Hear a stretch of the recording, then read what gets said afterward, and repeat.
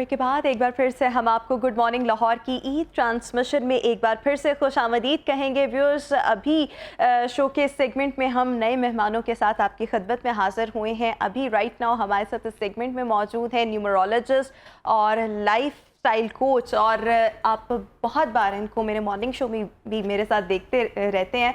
हमारे साथ राहीला अहमद इस वक्त शो का हिस्सा है। Thank you so much Raheela and welcome to good morning Lahore Eid transmission and Eid Mubarak. कैसी हैं आप? अस्सलाम वालेकुम, ईद मुबारक। मैं बिल्कुल ठीक हूँ and thank you so much for inviting me.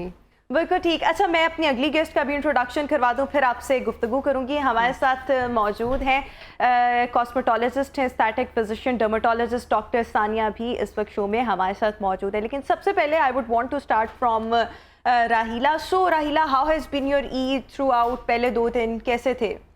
पहले 2 दिन बहुत अच्छे थे। पहला दिन तो आपको पता है कि हेक्टिक होता है, गोश्त रिसीविंग और गिविंग के अंदर ही सारा निकल जाता है।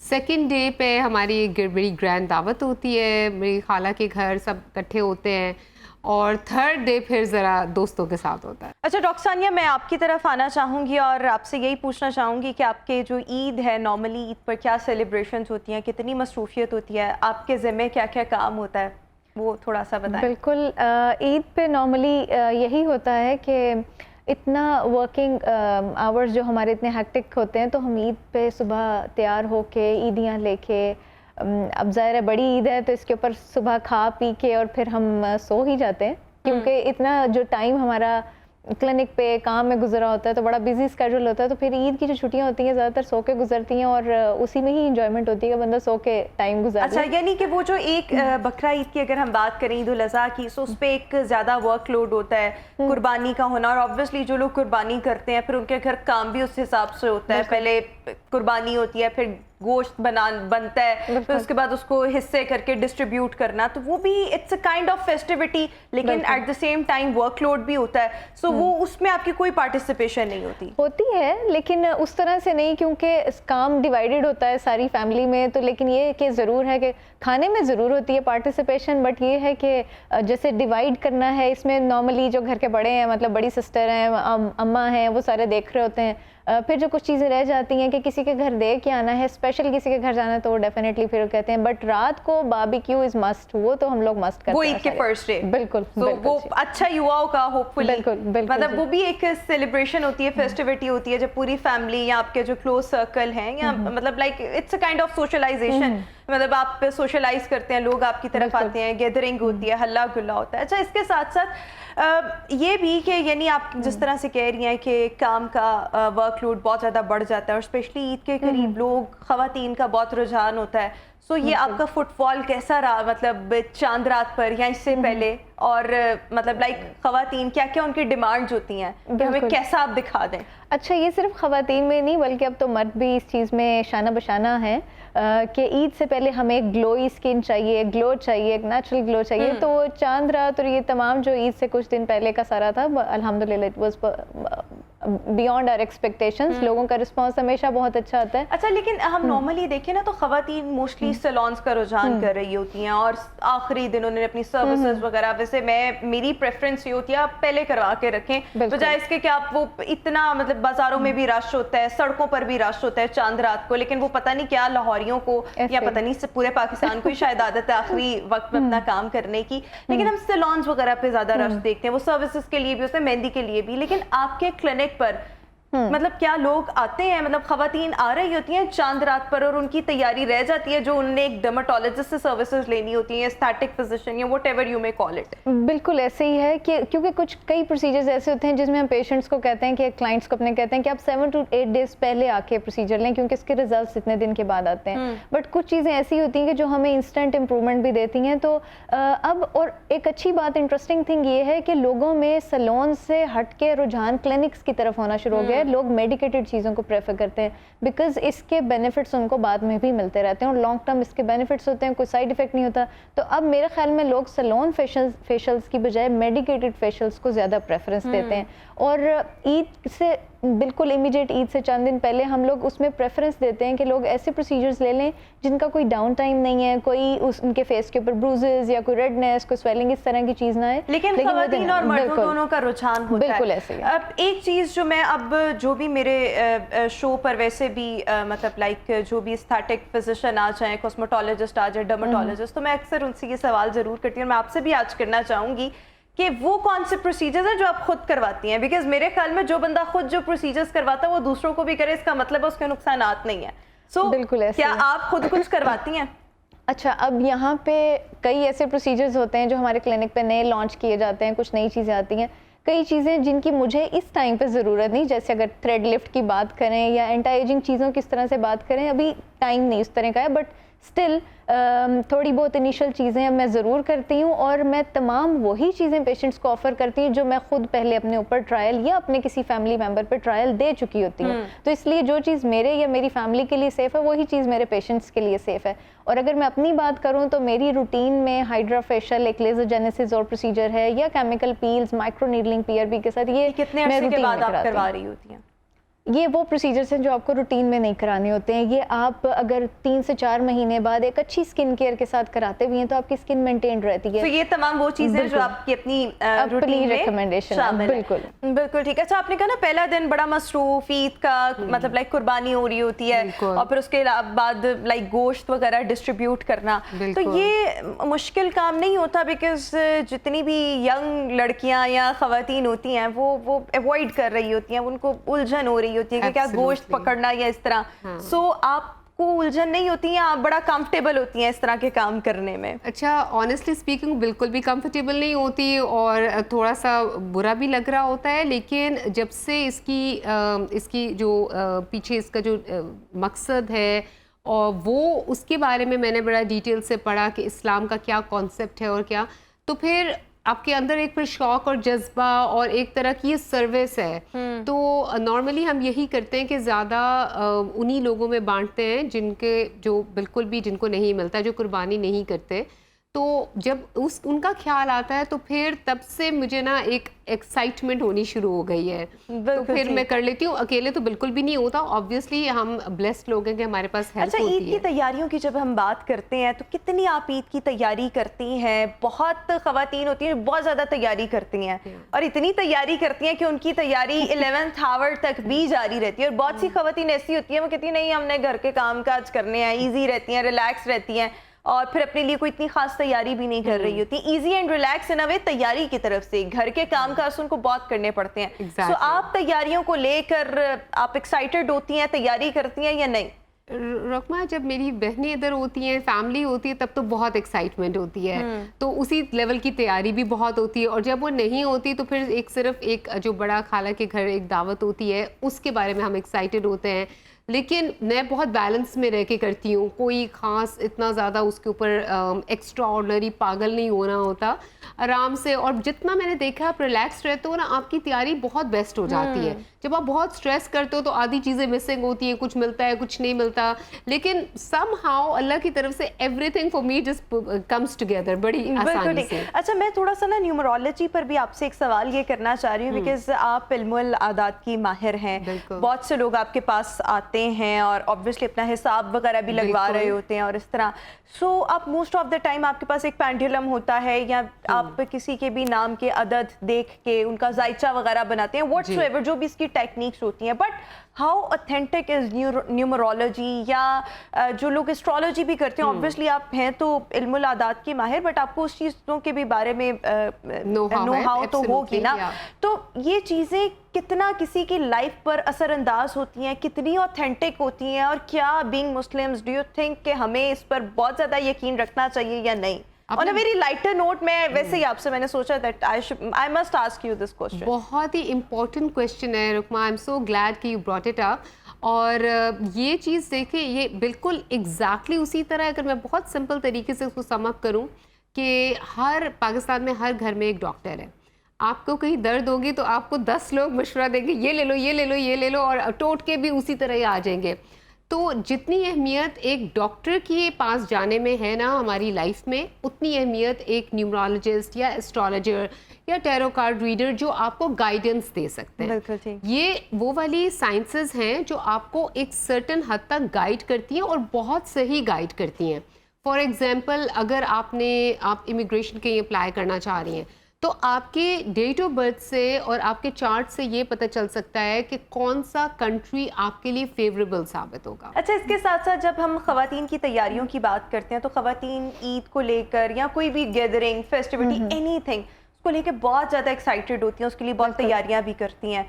लेकिन आपकी तैयारी क्या होती है? जिस तरह से भी आपने अपनी कॉन्वर्सेशन के बिल्कुल स्टार्ट में कहा कि you have been so busy, मतलब ईद से पहले भी और फिर चांद रात पर भी, सो इसमें अपनी तैयारी का कितना वक्त मिलता है, कब मिलता है, कैसे करती हैं, और फिर शौक है, एक्साइटेड होती हैं तैयारी को लेकर? बिल्कुल, डेफिनेटली एक्साइटमेंट बहुत होती है क्योंकि जहाँ पे हमारा क्लिनिक लोकेटेड है, इट्स कंप्लीट होल मार्केट, तो वहाँ पे ईद की शॉपिंग और फेस्टिविटीज़, तमाम चीज़ों को देख के बंदे का खुद ही दिल चाहता है कि मैं भी ये सब कुछ करूं, तो डेफिनेटली हम भी करते हैं।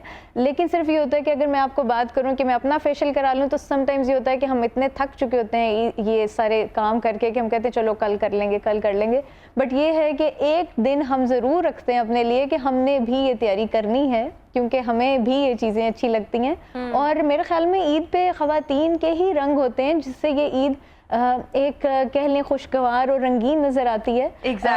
अदरवाइज मर्दों में अगर आप देखें तो एक टिपिकल से कलर्स और एक और फिर उन्होंने पहनना होता है, नमाज अदा करनी है, उसके बाद अगर आपकी कोई काम है जैसे बकरा ईद है तो कुर्बानी वगैरह करके उसमें सो जाना है। बिल्कुल। तो जो जितना भी काम होता है वो खवातीन कर रही होती है। और फिर ऑब्वियसली जब आपका मेल मिलाप होता है, लोग आपके घर आते हैं, आपने कहीं जाना तो खवातीन की तैयारी, उनका दिल करता है कि हम, मतलब खवातीन के लिए वैसे भी ऑप्शंस जो हैं वो ज़्यादा अवेलेबल होते हैं। वो जो कहते हैं ना वजूदे ज़न से है तस्वुरे कायनात में रंग, तो मेरे ख्याल में जो कलर्स हैं, तमाम चीज़ें हैं, ये फीमेल्स पे ज़्यादा जचती हैं और वही उन्हीं से ये लेकिन अभी आप कह रही थी मर्द भी जो है वो they have become very conscious, but ये सब शायद वो मर्द जो है वो कम हो, लेकिन अभी भी तैयारियों को लेकर फीमेल्स तो डेफिनेटली वो फीमेल्स जो है वो उसमें पेश होती है। अच्छा, इसके साथ साथ मैं ये मतलब हमारे साथ पहले भी, मतलब जब मैं पहले भी ट्रांसमिशन होस्ट की तो कुछ खवातीन थी, तो मैं उनसे यही सवाल था कि आप वर्किंग वुमेन भी हैं और इसके साथ साथ आप ने अपने घर को भी देखना होता है,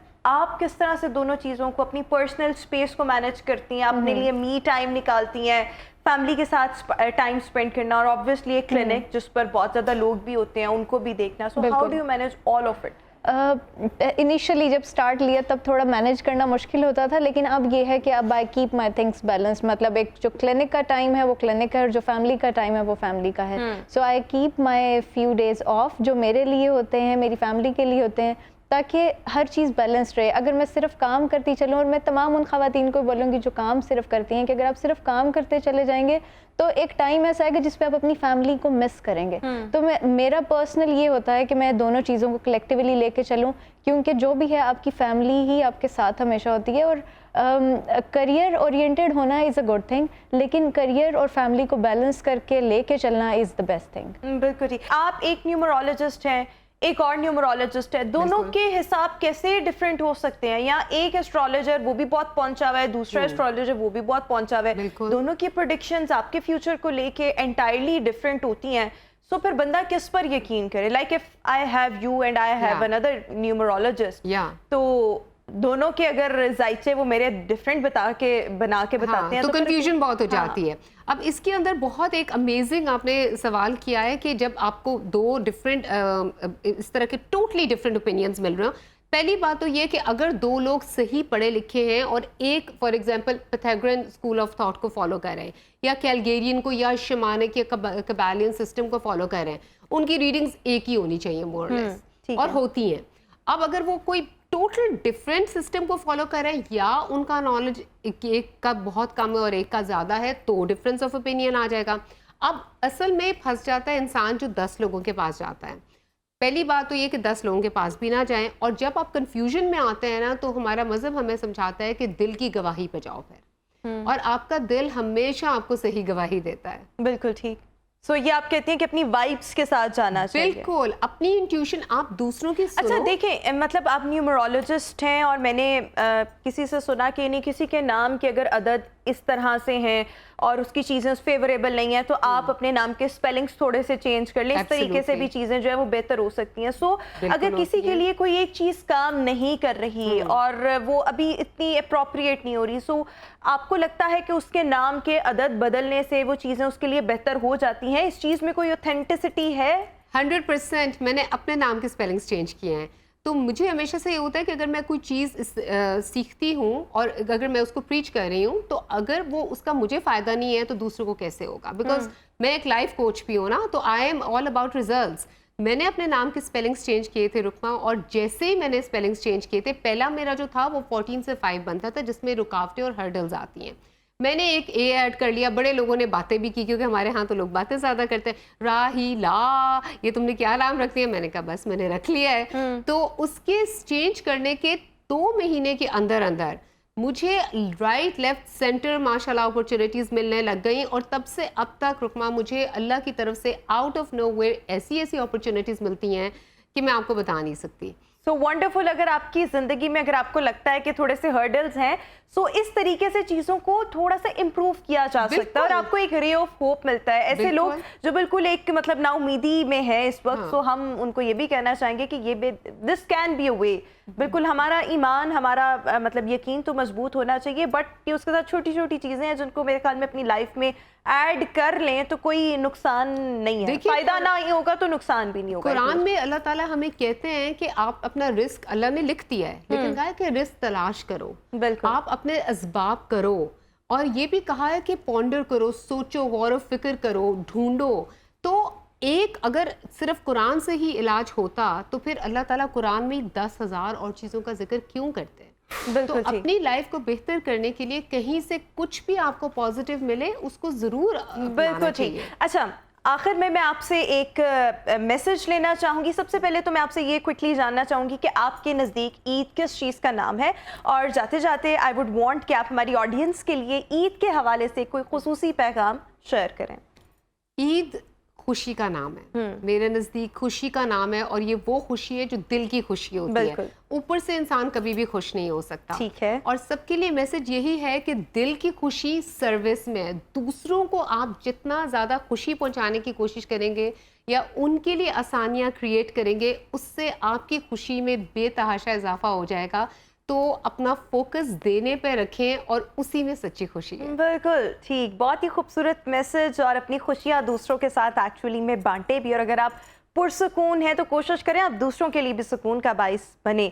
सो अल्टीमेटली आपके अपने लिए चीज़ें जो है वो बहुत ज़्यादा आसान होती चली जाती हैं। अच्छा, एक और चीज़, ये आम लोगों के दिमागों में ये सवाल होता है, और आजकल ये चीज़ बहुत ज़्यादा कॉमन भी है, कि जो कॉस्मेटोलॉजिस्ट हैं, एस्थेटिक फिजिशियंस हैं, डर्माटोलॉजिस्ट, ये बहुत पैसा कमाते हैं। बिल्कुल। और इसमें बहुत स्कोप है। I have seen a lot of people जो मतलब इर्द गिर्द मेरे हैं जो MBBS अभी कर रहे हैं, उनका भी यही है कि हम भी आगे इसी फील्ड में जाएंगे, इसका पे बैक बहुत अच्छा है, आप कमाते हैं बहुत अच्छा है। लेकिन ये मेरी अपनी पर्सनल ऑब्जर्वेशन है कि लाइक अगर आपका कोई क्लिनिक वगैरह हो, वहां पर आपकी इन्वेस्टमेंट अपनी हो in the form of machinery या जितने भी उसके रिक्वायरमेंट्स होती है, तो शायद आपके लिए एक वाओ वाला फैक्टर है। लेकिन अगर आपने किसी के यहाँ नौकरी करनी है तो शायद आपका उतना शेयर नहीं बनता। लेकिन मैं चाहूंगी कि इस सवाल को एड्रेस आप करें कि क्या वाकई कॉस्मेटोलॉजिस्ट ना कमाता है तो कैसे, हाउ? अगर मैं अपनी बात करूं और मैं एक क्वालिफाइड बंदे की बात करूं, तो आप बिलीव नहीं करेंगी कि लोगों को देख के लगता है कि it's a very easy field और very easy money making field, जबकि ऐसा नहीं है।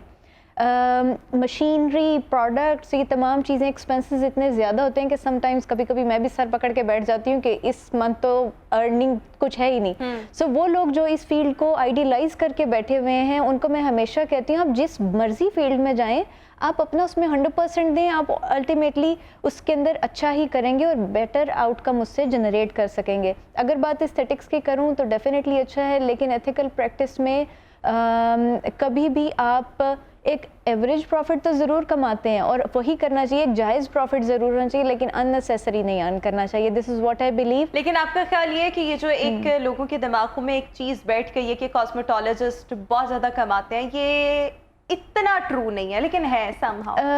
जो अनफेयर प्रैक्टिस कर रहे हैं, मतलब इफ़ समबडी इज सेइंग कि कोई वो बहुत लेस प्राइसी चीज़, बैड क्वालिटी प्रोडक्ट बहुत हाई प्राइस में बेच रहे हैं, देन डेफिनेटली वो कर सकते हैं. बट अगर कहीं पे भी आप क्वालिफाइड बंदे के पास जाते हैं, एथिकल प्रैक्टिस वाले के पास, कोई भी इस तरह से नहीं करता है. And they make, I think कि आपको एक अच्छी अर्निंग तो हर फील्ड में होती है, आप किसी भी फील्ड में जाते हैं. इनफैक्ट जो आपने बात की, अगर कोई एम्प्लॉय होता है उसके पास जिम्मेदारियां कम होती हैं, उसके पास एक्सपेंसेस की जिम्मेदारियां, मैनेजमेंट की जिम्मेदारियां नहीं है, उसने जस्ट अपनी सैलरी लेनी है एंड दैट्स इट. लेकिन जो इस बिजनेस को रन कर रहा है, जो इस चीज़ को चला रहा है, उसकी रिस्पॉन्सिबिलिटी, यू वोंट बिलीव कि कभी कभी नींद भी नहीं आती है कि अच्छा एक्सपेंसेस कैसे पूरे करेंगे. तो it's a very tough field अगर आप अच्छी प्रैक्टिस कर रहे हैं. लेकिन अगर आप बैड प्रैक्टिस कर रहे हैं, एग्जैक्टली प्रोडक्ट्स का इस्तेमाल कर रहे हैं, क्योंकि एक बड़ा ये अजीब कॉन्सेप्ट बन गया कि हर बंदा भी, जैसे आपने बताया, MBBS भी नहीं किए होते हैं, दे कम इनटू दिस फील्ड.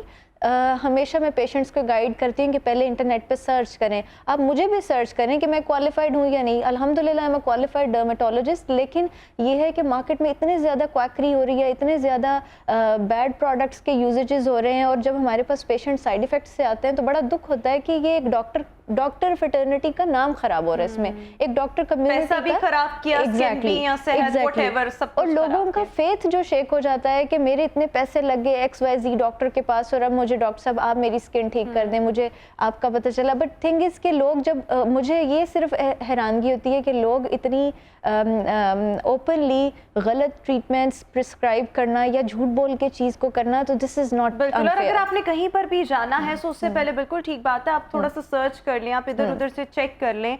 और ये कि बाज़ औक़ात कुछ जगह जो है वो बड़ी कम प्राइस में कोई डील ऑफर कर रहे होते हैं, तो ज़रूरी नहीं होता जो कम प्राइस में कर रहा हो उसकी क्वालिटी सर्विसेज भी हो. सो इसको भी मेक श्योर कर लेना बहुत ज़्यादा ज़रूरी है. अच्छा, you have got 10 seconds, any message that you would want to share with our audience Eid के हवाले से? खुश रहें और खुशियाँ बांटें, स्पेशली अपनों के साथ, अपनी फैमिली के साथ, और उसी के थ्रू सबके साथ खुशियाँ बांटें. और जितना खुश रहेंगे उतना ही हेल्दी रहेंगे, और आपकी स्किन पे वो सारी खुशी नजर आएगी. स्किन पे सारी खुशी आएगी. Thank you so much doctor Sania for joining us in good morning Lahore, and thank you so much राहिला अहमद हमारे साथ शो में मौजूद थी. व्यूअर्स, अभी हम इस ईद की नशरियात में एक ब्रेक शामिल करेंगे. ब्रेक के बाद जब वापस आएंगे तो हमारे साथ कुछ नए चेहरे हमें ट्रांसमिशन में ज्वाइन करेंगे. आपने कहीं नहीं जाना. Stay with us and good morning. Break के बाद एक बार फिर से ईद की इस खुसूसी नशरियात में आप सबको खुशामदीद कहेंगे, और आपकी ईद को खुशगवार बनाने के लिए हमने यहाँ पर दावत दी है ड्रम सर्कल को. ड्रम सर्कल से ऑब्वियसली यहाँ पर इनके 3 लोग जो हैं, 3 मेंबर्स बेसिकली इस वक्त हमारे साथ ट्रांसमिशन में मौजूद हैं, जो कि बड़े ज़बरदस्त अंदाज में ड्रम बजाते हैं और आप लोग डेफिनेटली बहुत इन्जॉय करेंगे. सो हमारे साथ इस वक्त हैदर जमील मौजूद हैं. Haider, thank you so much for joining us in good morning Lahore, and good to see you after such a long time. आखिरी मुलाकात इनसे तब हुई थी जब इनका एक इवेंट हुआ था, वो ड्रम का डिफेंस में शायद कहीं, तो फिर उसके बाद इन्होंने मुझे याद ही नहीं किया. फिर देखें, मैंने आज आपको बुला लिया. बहरहाल जैन हमारे साथ हैं. जैन, आपका भी बहुत शुक्रिया. ईद मुबारक. कैसे हैं आप? बहुत बहुत शुक्रिया, बहुत ज़बरदस्त हूँ, और बहुत शुक्रिया आपका, आफ्टर लॉन्ग टाइम आपसे मुलाकात. और जब जैन ड्रम बजाते हैं ना, तो ये जो इनका भी क्लिक है ना, ये काफी ऐसे ऐसे हो रहा होता है. और इनके साथ राव असद मौजूद हैं इस वक्त. और पहले जब मैंने इनको डिफरेंट इवेंट्स वगैरह में देखा ना, तो ये सिर्फ लोगों का मोराल हाई कर रहे होते हैं, उनको जज्बा दिला रहे होते हैं, आप भी ड्रम बजाएं. जिसके हाथ में ड्रम नहीं होता उसको ड्रम ला कर दे रहे होते हैं. लेकिन आज ये भी इनके साथ मौजूद है. Thank you so much Asad, आपने भी हमारे ट्रांसमिशन के लिए वक्त निकाला. ईद मुबारक. कैसी गुजर रही है ईद सो फार? मुबारक जी, थैंक यू सो मच. अभी तक बड़ी अच्छी गुजर रही है, और आप लोगों के साथ मुलाकात से और बेहतर हो जाएगी, इसकी हमें पूरी उम्मीद है. ज़बरदस्त. आपकी कैसी गुजरी Eid Haider, the first 2 days? Eid बड़ी अच्छी गुजरी है. वही बिजी, कुर्बानी एंड ऑल, इन्हीं चीज़ों में सारा दिन गुजर गया. अच्छा, आप काम शाम करते हैं? क्या काम करते हैं? कुर्बानी, मैं कह रहा हूँ कुर्बानी वगैरह. हाँ, तो क्या काम करते हैं? ले, वो परेशान हो गए शायद, मैं कहने लगी कोई और. नो, मैं आपसे पूछने लगी थी ईद पर आपकी रिस्पॉन्सिबिलिटी, काम, गोश्त वगैरह समेटना, लोगों के घर दे के आना, रिश्तेदारों को दे के आना, कसाई को देखना. गोश्त तो नहीं अपनी जेब में डाल रहा. अच्छा, ये बहुत प्रॉब्लम होता है. ऐसे कसाई गोश्त बना रहा था ना, साइड में वो मतलब छुपा भी रहा होता है. ये एक कसाई का मसला नहीं होता. ये मेरी ड्यूटी है. हाँ, ये ध्यान रखना. बिल्कुल ठीक. और जैन, आपकी ईद कैसी गुजरी? आई थिंक बड़ी ज़बरदस्त.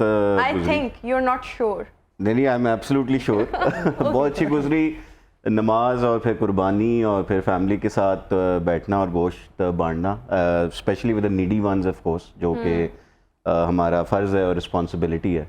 और जी अच्छा, लोग इस वक्त हमें देखने वाले बहुत ईगर हैं कि वो आपकी परफॉर्मेंस से महजूज होना चाहते हैं, तो मैं आप तीनों से रिक्वेस्ट करना चाहूंगी कि एक परफॉर्मेंस तो हो जाए। बिल्कुल, हम बिल्कुल परफॉर्म करेंगे अगर आप छोटे वाला मुझे दे दे, मैं भी ट्राई करती हूँ इसको करने की, मैं भी अच्छा बजा लेती हूँ। इसको मैं कहाँ रखूँ? ऐसे आप इसको साइड पे करो, ऐसे कर, बड़ा वाला मिल सकता है जो थोड़ा ऊपर हो जाए। ये देख लेते हैं ना जो जो इजी हुआ।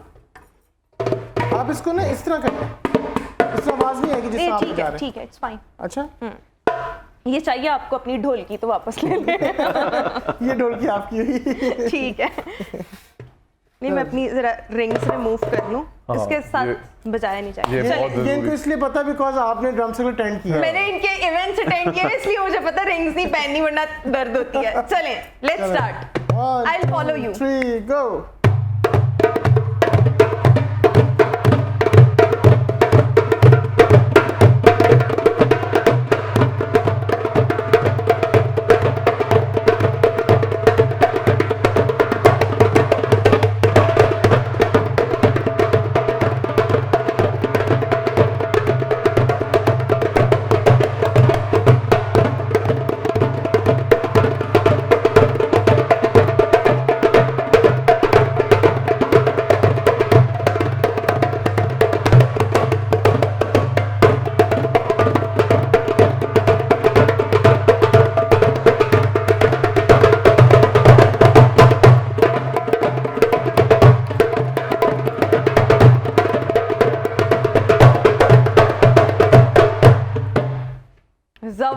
जबरदस्त। थैंक यू जी, थैंक यू। इस चक्कर में जो मैंने अपनी रिंग्स उतारी थी ना, वो मेरे ख्याल में एक दो नीचे नहीं, शुक्र है मैं पास ही हूँ, दोबारा पहन लेते हैं। अच्छा, इसके साथ साथ मैं चलें, ये तो एक परफॉर्मेंस हो गई, मज़ीद भी हम आपसे परफॉर्मेंसेस करवाएंगे, लेकिन मैं आपसे ये जानना चाहूँगी कि जो बचपन की ईदें थी वो कैसी थी, और अब आपको कितनी रिस्पॉन्सिबिलिटी आपके हिस्से में आती है जो आपने ईद पर फुलफिल करनी होती है? अच्छा देखिए, बचपन की ईद में यही होता था जो अभी हो रहा है। मेरा ख्याल है ज्यादा कोई बचपन की ईद में यही होता था जो अभी हो रहा है? नहीं, अच्छा नहीं, बेसिकली अगर अब काम वाइज देखा जाए, ड्रम सर्कल वाइज देखा जाए, बिकॉज आपको पता है ड्रम सर्कल में भी हम काफी मसरूफ होते हैं, तो ईद वगैरह में भी अगर कोई शो आ जाए तो we have to do it because वो हमारी रोजी रोटी है। तो बाकी ईदें जो है वो वैसे ही हैं जैसे बचपन में होती थी, अभी भी वैसे ही हैं, उसी तरह मिलते हैं। लेकिन ऑब्वियसली आहिस्ता आहिस्ता मैं देख रहा हूँ, आपको भी पता है कि अब लोग ज़्यादा बिजी हो रहे हैं, लोग अपनी चीज़ों में ज़्यादा मसरूफ होते हैं। तो या अगर कोई फेस्टिविटी भी होती है तो लोग मतलब like they are so much busy in their devices, phones, tabs, मतलब आपस में इतनी गुफ्तगू नहीं करते, और अगर अनफॉर्चुनेटली गुफ्तगू स्टार्ट हो जाए तो वो उसका इख्तिताम कहाँ होता है? सियासत पर। और वो सियासत पे जब होता है तो वो फिर अक्सर लड़ाइयाँ हो जाती हैं। तो बराए मेहरबानी ईद के दिन मेरे ख्याल में ईद जो है ना वो इंस्टाग्राम की ईद है। अगर आपका ईद की जोड़े की तस्वीर आपकी अगर आपके इंस्टाग्राम पे नहीं लगी तो आपकी ईद कंप्लीट नहीं है। पहले ऐसा नहीं था। पहले ऐसा फिर अब लाइक्स कितने आए, आपके व्यूज कितने आए, कितने आपके फॉलोअर्स बढ़े, तो ये मेरे ख्याल में ये साइकोलॉजिकल स्ट्रेस भी बहुत ज्यादा हो गया है। साइकोलॉजिकल स्ट्रेस ही है ना, बिकॉज मैंने तो वो लोग भी देखे हैं जिसमें मैं भी हूँ ऐसे, कि आप पोस्ट लगाते हो, फिर आप देखते हो यार कितने लोगों ने कमेंट किया, कितने लोगों ने लाइक किया, क्या व्यूज आए। तो ये तो आई थिंक एक नेचुरल फिनोमेना, एक रेस सी बन गई हुई है। इसीलिए आई थिंक इंस्टाग्राम ने कुछ कंट्रीज में ये बैन भी कर दिया है कि आप लाइक्स देख सकते, आप देख नहीं सकते लाइक्स, नंबर ऑफ लाइक्स। बिल्कुल, ये पाकिस्तान में भी है, मतलब हर बंदा अपनी इंडिविजुअल पोस्ट की लाइक्स जो है वो हाइड कर सकता है। बिल्कुल ठीक। अच्छा ज़ैन, आप लोगों को 3 साल तो मुझे भी हो गए आप लोगों को जानते हुए, पहले मैं आप 2 को जानती थी, फिर आपसे भी मुलाकात हुई, मतलब लाइक आप तीनों इकट्ठे हैं, और कभी ऐसे नहीं हुआ कि कहीं पर कोई लड़ाई हो गई हो या कोई अनबन हो गई हो, या इस तरह नॉर्मली हम इस तरह बैंड्स या जो मिलकर आप काम कर रहे होते हैं, this is something very natural. एक घर में रहकर भी इख्तलाफात तो हो जाते हैं, तो एक ड्रम सर्कल में रहते हुए इख्तलाफात होते हैं? आई थिंक कभी ऐसी चीज़ हुई नहीं इत्तफाकन, और मतलब हो जाती है बिकॉज जब आप एक ग्रुप में या एक ऑफिस में होते हैं या कहीं आप फैमिली होती है तो वहाँ पे ऐसी चीज़ें हो जाती हैं।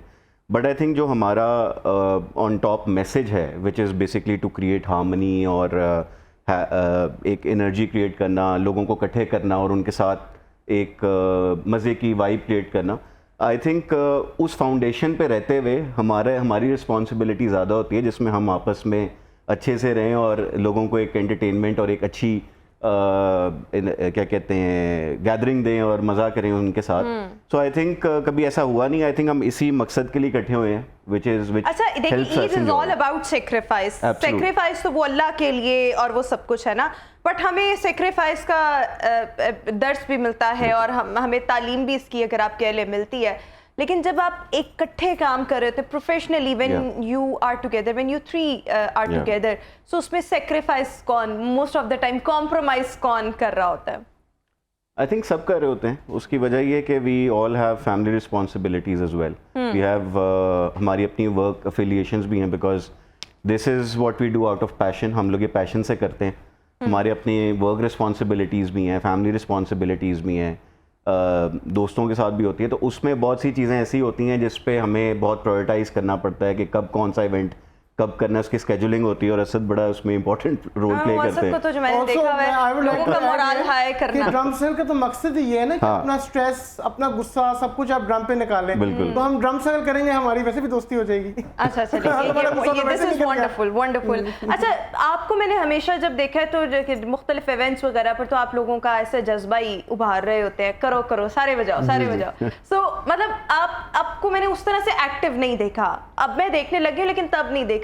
तो वो लोगों को एंगेज करना, क्या वही आपका काम था? जी, मेरा बेसिक काम जो है वो जो बैक एंड की सारी चीज़ें उनको मैनेज करना, हैंडल करना, क्या चीज़ किस टाइम पे स्टार्ट होगी, पोजीशनिंग क्या होगी, आर्टिस्ट का विजुअल क्या होगा, ये लोग क्या देख रहे होंगे, इनको कौन लोग देख रहे होंगे, कैसे देख रहे होंगे, क्या इनको नज़र आ रहे होंगे, नहीं नज़र आ रहे होंगे, इनकी बात लोगों तक पहुँच रही है या नहीं पहुँच रही।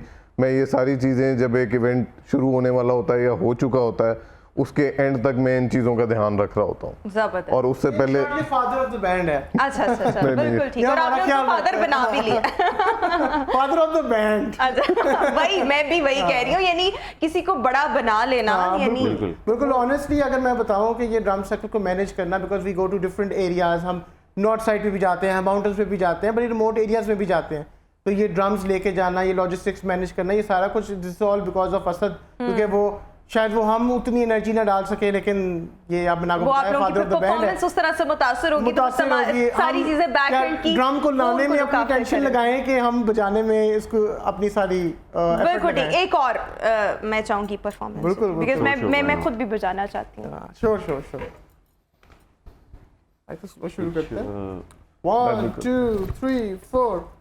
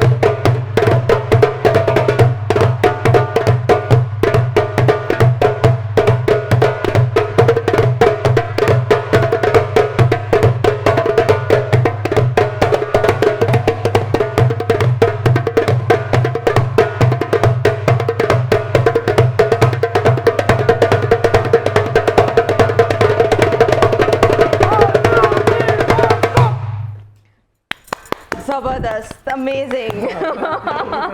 आप लोग आंखों आंखों में एक दूसरे को इशारे कर रहे होते हैं। बिल्कुल, आंखों आंखों में हम अपने ना हमारे जो प्लेइंग स्टाइल है उससे पता चल जाता है कि अभी ब्रेक लेनी है कि नहीं लेनी।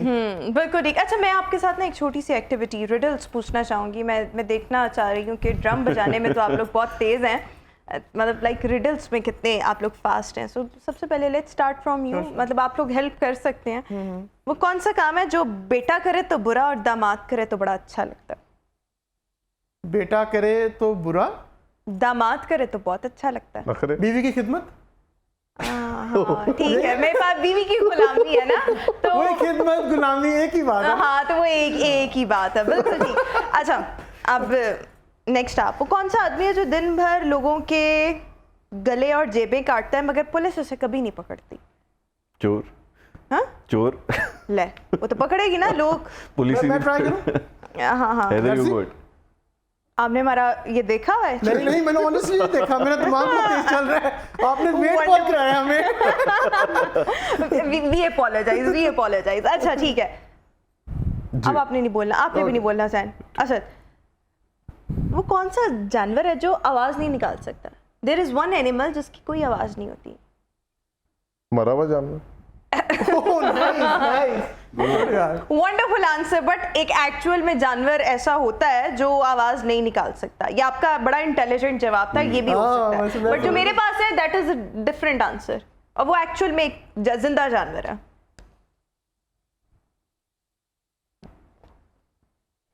बैकग्राउंड म्यूजिक देने लगता है। सस्पेंस। इंटरेस्टिंग है सवाल वैसे। चले क्विक 1 2 3 चले। यू कैन डू इट यार। कोशिश कर। आपके माइंड नहीं, में मैं तो इन्वॉल्व ही नहीं हूँ उसमें। ये वाला चले, ये करेगा। आप तैयार रहे ना, फिर अगर उनको ना आया तो। नहीं Then any guesses? Haider? No idea. No idea. मरा हुआ जानवर मुझे बड़ा सही लगा जवाब वैसे। बिल्कुल सही, मुझे भी बिल्कुल ठीक लगे। वैसे जराफा एक ऐसा जानवर है जो आवाज नहीं निकालता। मतलब अच्छा, ये- मुझे नहीं पता था इंटरेस्टिंग ये। वाला है, आई थिंक। वो कम्युनिकेट कैसे करता होगा? वो कम्युनिकेट वो आपकी तरह आंखों में। अच्छा, अभी हमने शो का इख्तिताम करना है, जाते जाते आपसे एक परफॉर्मेंस भी लेनी है, लेकिन उससे पहले quickly, you have got 5 seconds a message for our audience. Message audience के लिए ये है कि ईद का दिन है, खुशी खुशी ईद गुजारें, अपनों के साथ मिलें, अपने जो आपके इर्द गिर्द के जो ज़रूरतमंद लोग हैं उनका ख्याल रखें, सबका ख्याल रखें, सबसे प्यार मोहब्बत से पेश आएँ। और हम ड्रम सर्कल पाकिस्तान की तरफ से मैं यही कहूँगा कि be part of the drum circle. और ड्रम सर्कल एक ऐसी एक्टिविटी है जिसमें आप अपनी बट इट्स वेरी थेरेप्यूटिक, इसमें एंटरटेनमेंट भी है और आपका स्ट्रेस भी रिलीज, stress भी आपने release उनके होता भी है, 10 सेकंड खा लिए, 5 सेकंड आपके ज़हन। बस ये I think the one message is कि एक तो सब आई थिंक अपने अंदर एक सब्र और पेशेंस को डेवलप करें, सबसे इम्पॉर्टेंट है। और इस ईद के मौके पे सबसे यही रिक्वेस्ट होगी कि not only your family but ज़रूरतमंद लोगों को ज़रूर ख्याल रखें और एक दूसरे से मोहब्बत करें और प्यार करें। बाकी ओवर टू यू असद। बिल्कुल जी, इस सारी अपनी जर्नी में हम लोगों ने ये चीज़ सीखी है कि हर बंदे के अंदर रिदम होता है, उस रिदम को बाहर आना बहुत ज़रूरी है, उसको बाहर आने दें। और अगर आपको नहीं समझ आती कि कैसे, तो ज़रूर ड्रम सर्कल पाकिस्तान की एक्टिविटीज़ को ज्वाइन करें, हम आप लोगों की शायद हेल्प कर सकें। बिल्कुल, हमने अपनी कर ली है। चलिए कोई बात नहीं, आज हम आपको ईद की खुशी में मौका देते हैं। नॉर्मली हम इसके पैसे चार्ज करते हैं, हम नहीं करते, हमारा इदारा करता है। Thank you so much Haider, Zain, Asad, आप तीनों ने हमारे ट्रांसमिशन में 4 नहीं 8 चांद लगा दिए, बड़ा ज़बरदस्त ये था। जाते जाते हम एक और परफॉर्मेंस लेना चाहेंगे, बट मैं शो का ज़रा इख्तिताम कर दूँ। सो व्यूअर्स, इसी के साथ ही हमारी आज की ट्रांसमिशन का वक्त अपने इख्तिताम को पहुँचा, और इंशाल्लाह वी होप कि आपका जो आज का बाकी का दिन भी है वो बहुत अच्छा खुशगवार गुजरेगा। लोगों के लिए आसानियां पैदा करें और जो खुशियां हैं वो दूसरों के साथ भी बांटें, सेलिब्रेट करें। विद दिस मैसेज मैं आज की इस खुसूसी ट्रांसमिशन को वाइंड अप करूंगी। मेरी तरफ से अल्लाह हाफिज़, but over to you please, go ahead.